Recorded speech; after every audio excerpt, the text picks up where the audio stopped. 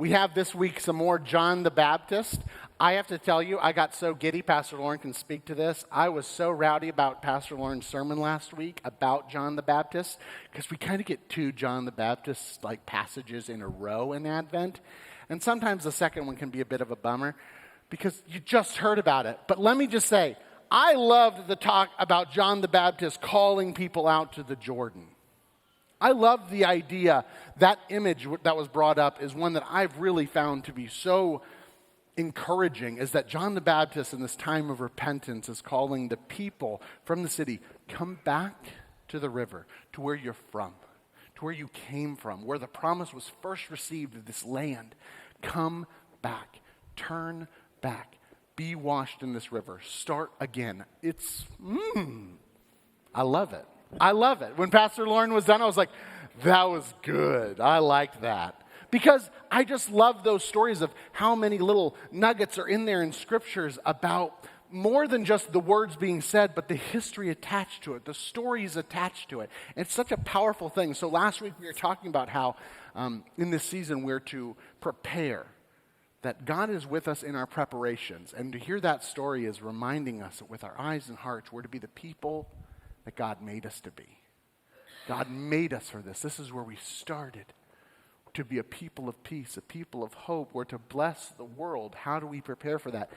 This week, similar story, John the Baptist, but it starts with something that we thought was really powerful, which was God being with us in the darkness.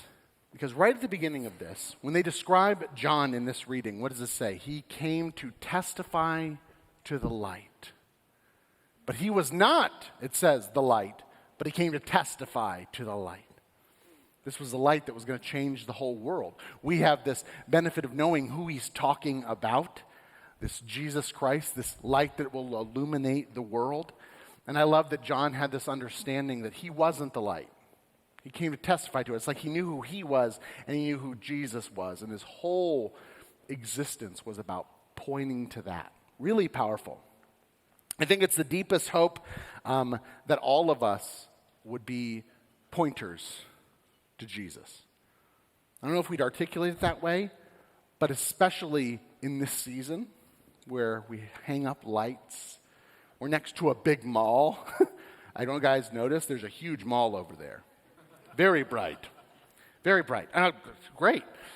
We are this light here of what are we pointing to? What's this promise that tells a story different from consumerism, that you're enough, that you're made in the image of God. You don't need to buy anything. In fact, come to this table. It's set for you. God has come for us. It's not about buying anything. The gifts of God are free, right? That's a big part of our identity. Remind you of the light found here and the hope probably of previous leadership to now is that we would be people that point to that light. All the time, in everything we do, comfort, heal, hope. We are not the light, but boy, howdy, does Good Shepherd have some stories about the light. That's what we're trying to do. I think the story is so compelling because it's a story of welcome and warmth. I think the story is one of joy even, that a good news story can be found in our accompaniment, that when you're having a difficult time, a community can walk with you. That when you're having a time of celebrating, there's a community who can celebrate with you. When you're feeling unsettled around matters of faith, there's a community who can walk with you in the midst of that, accompany you along the journey of better understanding and living out the faith you wrestle with. I love that idea that a community of faith is a light, a guide for people. I think the story of helping people finding deeper meaning is so powerful. I think the story of pointing to the light can be so transformative in the times in all of our lives where I think we could use eyes, like Hannah pointed out, that have that sort of night vision, that can see things even when it seems so dark. We can think of many things in our lives, on the news, areas of darkness, war, famine, violence, poverty, ultra poverty. But specifically for our social location, there are other darknesses as well, darknesses of shame, embarrassment, envy, There's the darkness of loneliness that a lot of people deal with, even in developed worlds, places that aren't experiencing specific, unique conflict. We experience that conflict within ourselves. Depression, what is that but a conflict with the truth that you are loved? I think a lot of people would struggle with their mental health and their physical health, would much rather deal with such a pointed thing as real pain and suffering than this intangible struggle they're having. I know I can speak to how health problems can throw you through a loop and put you in a place of darkness. It was literally like less than a year ago, I had a big health crisis. Well, about a little more than a year ago. Health crisis. I remember waking up on New Year's Day, and I had double vision. Came out of nowhere. I was just like, if I just like rub my eyes enough, I'll figure this out. So I remember I took the trash out. I had a tough time going down the stairs. And I just kept struggling with this, and it got worse and worse. I went to the doctor, the hospital, the emergency room. Luckily, it wasn't a stroke or anything, but they didn't know quite what it was. I went through a bunch of tests. From that, then, like, balance got kind of worse. In the coming days, it actually didn't get better. I got more clumsy. Thank God for Pastor Pat Badke, who was like, maybe you should take some time off. Because I'm an idiot, and I'm like, let's just get back to it. I'll figure it out. Ugh. And she noticed how I was stumbling around, and she was like, baby, you just need to get better. And the doctor said the same thing, and you've heard the sermons probably of me saying I need to slow down. I just need to let myself heal. There was light all around me in what was a very dark moment. Thank God I had the church and staff of people who would say, you know, you need time to heal. You need to go to make this time to see doctors and caregivers. Thank God for that.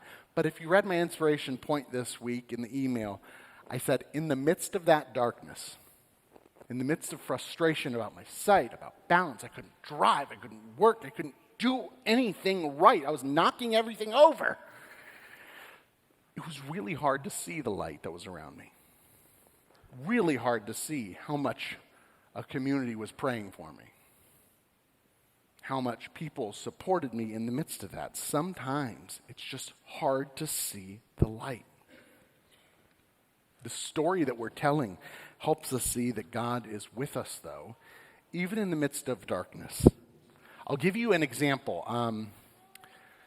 Have you ever been in a situation where you've gone from a whole lot of light to no light at all?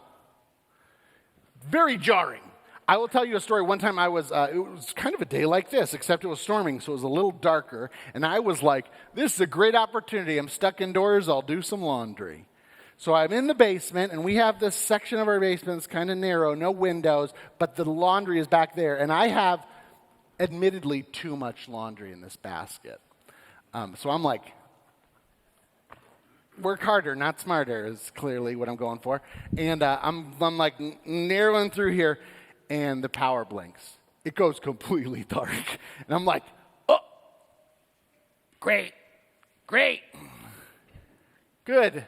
So I'm in my house. I should be able to navigate back to safety. But I know in doing that, I am absolutely going to bump into things. I'm going to stub my toe. I don't know if you noticed, I'm kind of large. I'm going to run into some stuff.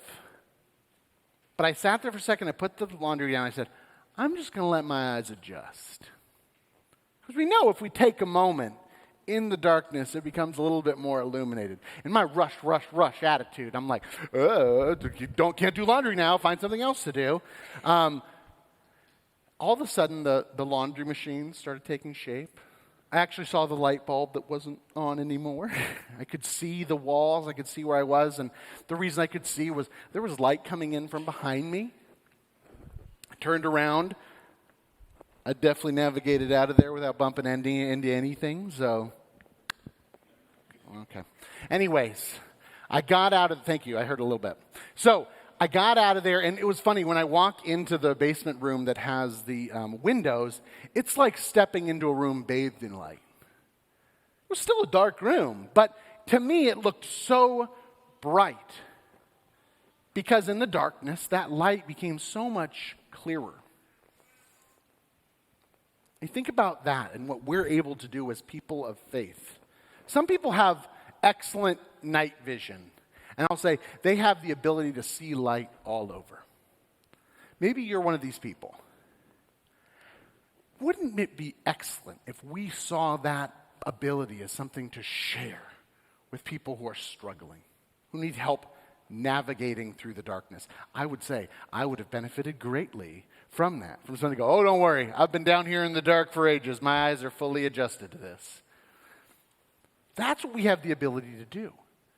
We have the ability to be people who can see in the dark and help guide people. As disciples, our job is the same as John the Baptist, which is to be folks with night vision, with the ability to point out the light that is coming into the world, the light that is always there, never really going out. Our job is to be guided by that light and to guide others who cannot see it yet, to help those whose eyes haven't adjusted yet, to help people, remind them that there is good, that there is comfort, that there is healing, there is hope all around us. I know when looking back at my moment of darkness, I am incredibly grateful for the people who helped guide me in that time. They didn't tell me things were great in the midst of it. They didn't tell me that light actually is everywhere. What they did was they pointed to light. They were light. And that was more than enough. In the middle of it, before our eyes were adjusted, I couldn't hear folks tell me about light. I could have people show me. And that was more than enough.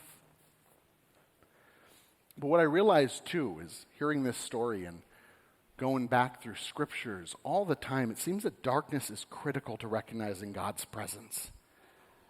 God's presence is in more places than just the holly jolly moments. I love the aspect that in God's story, God routinely meets people in the darkness. The covenant made with Abraham happens while Abraham is in a deep sleep, in deep darkness. There's this covenant made. God is invited by this flaming pot that makes a covenant. We see this flaming pot in the darkness. Jacob wrestles with an angel who renames him Israel. When? When does he wrestle with him? In the day? In the night, in the dark. Isaiah meets God in this mountain when he's hiding in the dark. God meets him. When Moses meets God, it's when he walks into this cloud that enshrouds him in deep, deep what? Darkness. That's right. Darkness. Darkness is where God shows up and speaks to them. God is always there in the darkness. It's in the darkness we see light so clearly with the shape of it, a source of it. Dr. Kevin Seal, he loves astronomy. If you ever get to talk about stars, he loves looking at stars. He says, well, we all know, the stars are so bright when it's really dark. When it's really dark, you can see so many things. You can see the light in the dark. All that happens in the dark is that light then takes shape, takes form. We see where it comes from. We understand it. It's why probably in looking back at that time of darkness, I can see light everywhere. Because it's only in the darkness that we can see it so vividly. You're with us. You're a part of that journey. Darkness is part of the journey. God is with you. I know I've been saying light and dark as if there's some dichotomy of there are dark times and bright times. We all know even in the brightest times there are shadows. But if you hear one thing really clearly, know this: God is with you. You are not made to just sit in darkness. You are called to be navigators of it. As we wait for this holy family that navigates through the darkness to this place, as we hear about shepherds navigating through the darkness, following a light, a star. God is with us, even in our uncertainty, even if our stumbling, in our fumbling. And I will ask, if God is with us in the midst of that, in the midst of all that, what do we have to fear? What do we have to fear if the one who formed the cosmos from a whisper is with us now? The answer is nothing. And for that, in this season especially, as we face perhaps the longest and darkest nights of the year, As we face these moments in life, we are able to be brave because God is with us even in the darkness for the sake of the world. Amen.